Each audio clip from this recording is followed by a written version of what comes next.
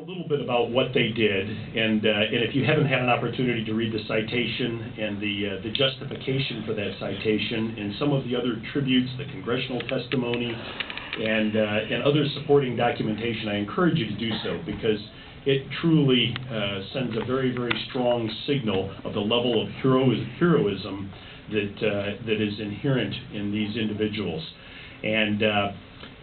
And it's not just what they did, but it's also when they did it.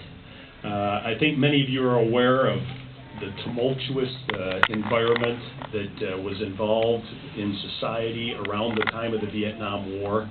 And there are various times in our history, and not just our nation's history, but all nations' history, where the military has various levels of appreciation and gratitude, and times when maybe it isn't there, and it should be.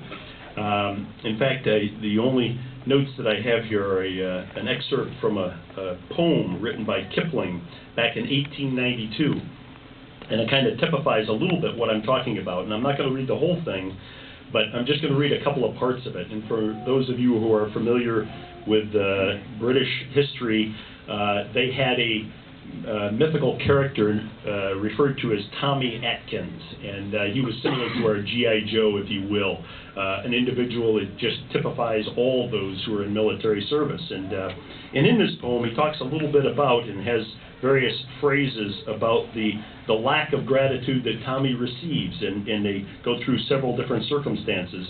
And I'll just read the chorus, because I think, again, that sums it up. Well, it's Tommy this and Tommy that, and Tommy fall behind.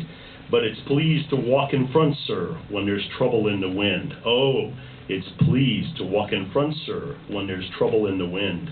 For it's Tommy this and Tommy that, and chuck him out, the brute. But it's savior of his country when the guns begin to shoot. And it's Tommy this and Tommy that, and anything you please. And Tommy ain't a bloomin' fool. You bet that Tommy sees. You all did that at a time when it was not popular. That's the definition of moral courage. You had the insight, the character, the courage, the fortitude to stand up and do the right thing. And I am humbled to be here with you today. I'm not worthy to be here with you today, but I am very, very pleased that I could be, just to express my appreciation in this very, very small way. And I want to thank all of you who have come that maybe weren't there, but see what they did, and coming to support them in what they have done, and the small, again, recognition that we're going to give. It's truly my pleasure to be able to present this award on behalf of the United States Navy. And thank you all very much.